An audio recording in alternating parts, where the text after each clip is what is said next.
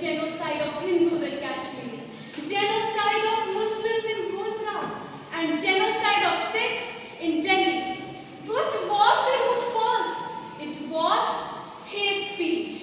Let me take my opponents down the memory lane of history. The biggest ancient war of Bharata happened due to hate speech. Cambodian genocide dubbed intellectual city dwellers and religious minorities. 8 lakh people from Tutsi ethnic group were killed in Rwanda due to unfound rumors. Nazi regime Holocaust did not start with gas chambers but hate speech. There is a huge rise in trolling these days. Virat Kohli's daughter got rape threats. A toddler, an innocent kid? Is it not the dark side of hate speech? Rohingya refugee crisis in Myanmar was due to hate speech loaded with derogatory and dehumanizing language.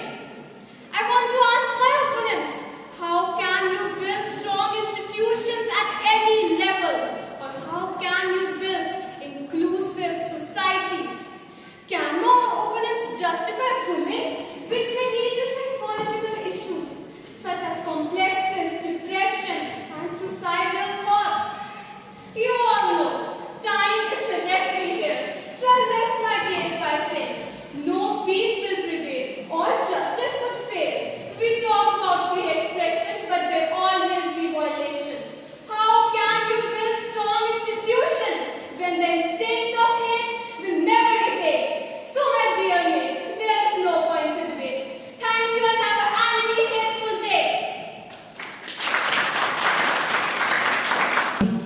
Yes, ma'am. A very small thing.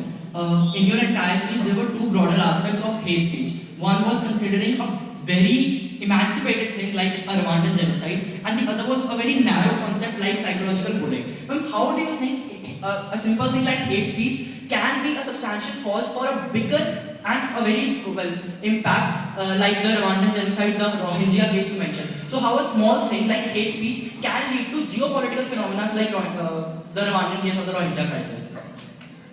He is responsible for it because it arouses emotions and work on mob mentality. People like my opponents said about education and moral values and said that such things are very small.